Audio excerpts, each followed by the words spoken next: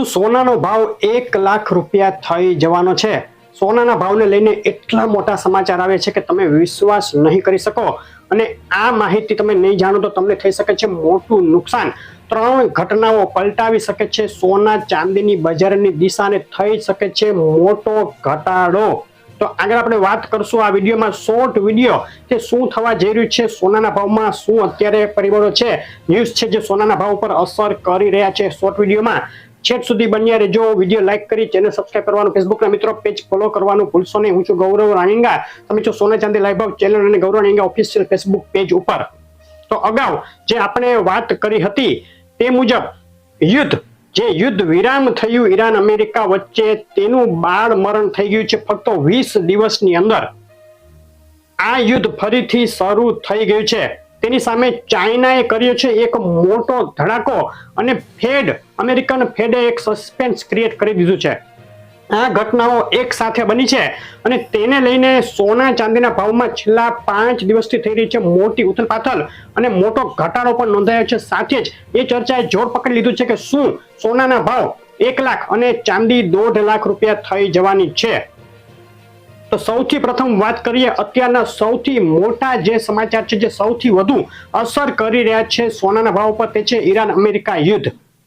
Iran America યુદ્ધ ફરીથી શરૂ થઈ જતા ક્રૂડ ઓઇલના ભાવમાં ભડકો થઈ ગયો છે. ફક્ત 5 દિવસની અંદર 10% જેટલો ઉછાળો ક્રૂડ ઓઇલના ભાવમાં આવી ગયો છે. ઈરાને હોર્મુઝની ખાડી બંધ કરી દીધી છે. 3 દિવસથી સામસામા ભીષણ હુમલા થઈ રહ્યા છે. ઈરાન નમવા તૈયાર નથી. ટ્રમ્પ બરાબરના ભેરવાઈ ગયા છે અને ધમકીઓ ઉપર ધમકીઓ આપી રહ્યા છે. જ્યારથી આ યુદ્ધ વિરામ થયો ત્યારથી જ આ યુદ્ધ વિરામ કેટલો ટકશે તેના ઉપર એક સસ્પેન્સ હતું. આપણે પણ અગાઉ વાત કરી હતી.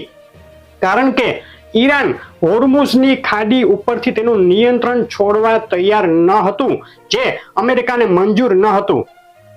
બીજી વાત કે જે ન્યુક્લિયર પ્રોગ્રામ એટલે કે અણુ શસ્ત્રોનો જે પ્રોગ્રામ અમેરિકાએ ઈરાન ઉપર દબાણ કર્યું હતું બંધ કરવા માટે, તેમાં ઈરાન મોઢું ખોલતું ન હતું કે કરશું કે નહીં, સસ્પેન્સ ઊભું જ હતું તેમાં.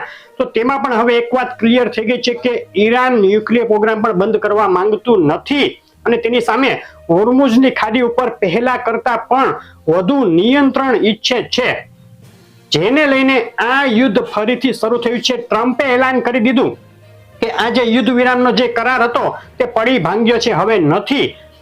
તો આગળ શું થશે, આમાં આગળ શું થશે તે ફક્ત આપણે એઝ્યુમ કરી શકીએ, ધારી શકીએ. તો અત્યારે વધુ 2-4 દિવસ કદાચ આ યુદ્ધ ચાલે, પરંતુ વધુ લાંબુ ચાલે તેવી શક્યતા થોડી ઓછી એટલે કહું છું કે આમાં કઈ નક્કી ન રહે ક્યારે શું ઉપડી જાય. પરંતુ યુદ્ધ બંનેને પોસાય તેમ નથી. ઈરાન પણ તબાહ થઈ ગયું છે એમ કહીએ તો ચાલે અને અમેરિકા પણ આ યુદ્ધને હવે ખમી શકે તેમ નથી, ખાસ કરીને ટ્રમ્પ ખમી શકે તેમ નથી, કારણ કે અંદરથી જ મોટો વિરોધ થઈ રહ્યો છે ટ્રમ્પનો આ યુદ્ધ મામલે. જેથી ગમે તેમ કરીને પણ મંત્રણાના ટેબલ ઉપર બંને આવશે. આજ નહીં તો 2-4 દિવસ પછી જો મંત્રણાના ટેબલ ઉપર આવશે, ફરીથી યુદ્ધ વિરામ થશે, ફરીથી શાંતિ થશે, તો આ યુદ્ધને લઈને જે ખનિજ તેલના ભાવમાં ભડકો થયો છે તે ફરીથી શમી જશે અને ફરીથી સોનાના ભાવ જે ઘટી રહ્યા છે, પ્રેશર આવી રહ્યું છે તે ઓછું થઈ જશે અને ફરીથી સોનાના ભાવ સ્ટેબલ થશે. પરંતુ જો આ યુદ્ધ બંધ નહીં થાય, વધતું જશે તો ફરીથી હોર્મુઝની ખાડી બંધ થાય, ખનિજ તેલનું સંકટ સર્જાય, ઇન્ફ્લેશન દુનિયાભરમાં ફરીથી વધવાની શક્યતા વધી જાય અને સોનાના ભાવ ઉપર જબરદસ્ત દબાણ આવી શકે છે. બીજા સમાચાર છે તે ચાઇનાથી આવ્યા છે.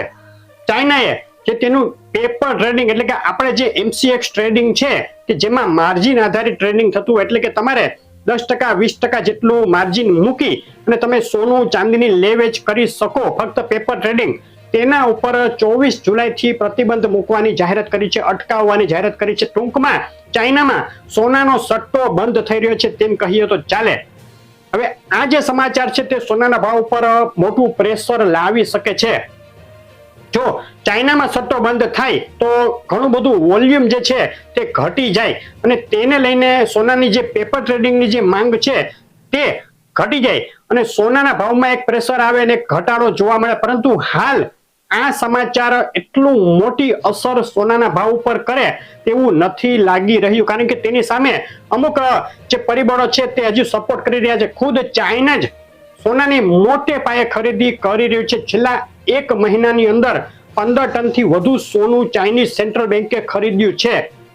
ચાઇના ખુદ ખરીદી એટલી કરી રહ્યું છે, મતલબ કે લાંબા ગાળા માટે ચાઇના પોઝિટિવ છે સોના માટે. ખરીદી એટલા માટે જ કરે કે જો આગળ ભાવ વધવાના હોય તો લાંબા ગાળા માટે તો પોઝિટિવ છે આપણે કહી શકીએ સોનું. પરંતુ અત્યારે ટૂંકા ગાળાના આ સમાચાર પર પ્રેશર આપી રહ્યા છે સોનાના ભાવ ઉપર. ત્રીજા સમાચાર આવ્યા છે અમેરિકન ફેડ માંથી. ફેડ દ્વારા આ વર્ષના અંત સુધીમાં પહેલા જે વ્યાજદરોમાં વધારો કરવાની વાત હતી, પરંતુ યુદ્ધ વિરામ થયું, ઇન્ફ્લેશન કંટ્રોલમાં આવી એટલે વ્યાજદરોમાં વધારો નહીં થાય તેવી એક હવા બંધાઈ, જેથી સોનાના ભાવમાં ઉછાળો જોવા મળ્યો હતો.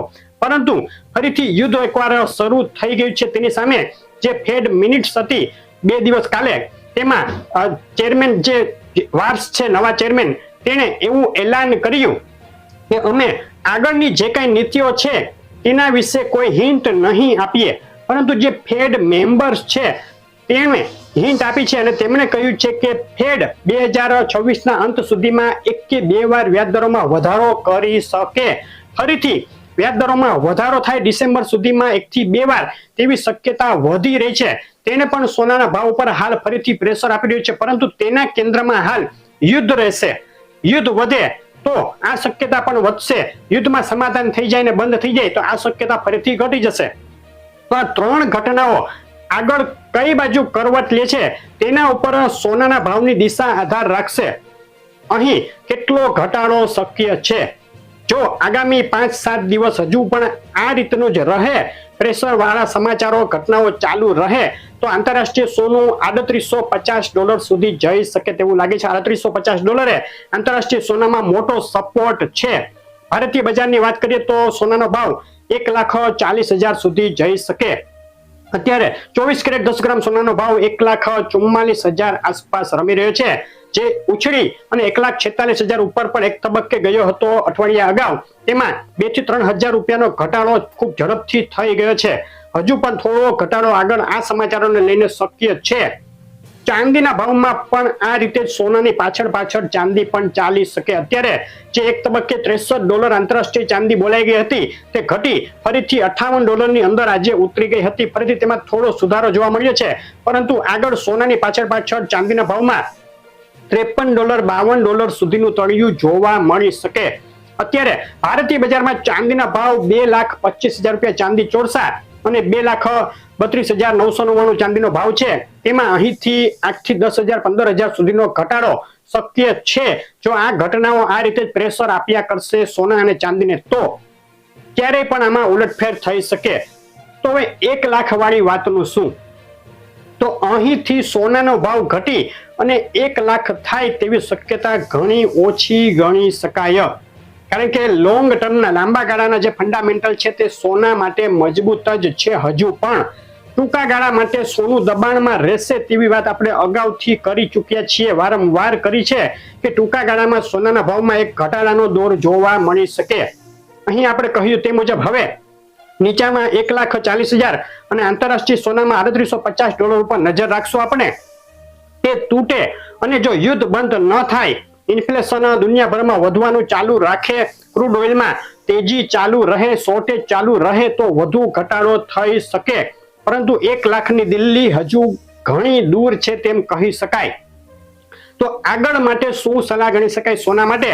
તો આગળ લોંગ ટર્મ માટે ઇન્વેસ્ટમેન્ટ જેમને પણ કરવું હોય તેઓ દરેક ઘટાડે હજુ પણ હાલ ખરીદી કરવાનું ચાલુ રાખી શકે. આપણે અગાઉથી જ કટકે ખરીદી કરવાનું ચાલુ કરી દેવાય તેવી સલાહ આપી હતી. તો હજુ પણ તે મુજબ જ છે. આગળ ઘટનાઓમાં શું ફેરફાર થાય છે તે મુજબ આપણી અપડેટ આવતી રહેશે, તો જોવાનું ચૂકશો નહીં. આ અપડેટ કેવી લાગી ખાસ કહેજો. વિડીયો લાઈક શેર કરી ચેનલ સબસ્ક્રાઇબ કરવાનું, ફેસબુકના મિત્રો પેજ ફોલો કરવાનું ભૂલશો નહીં.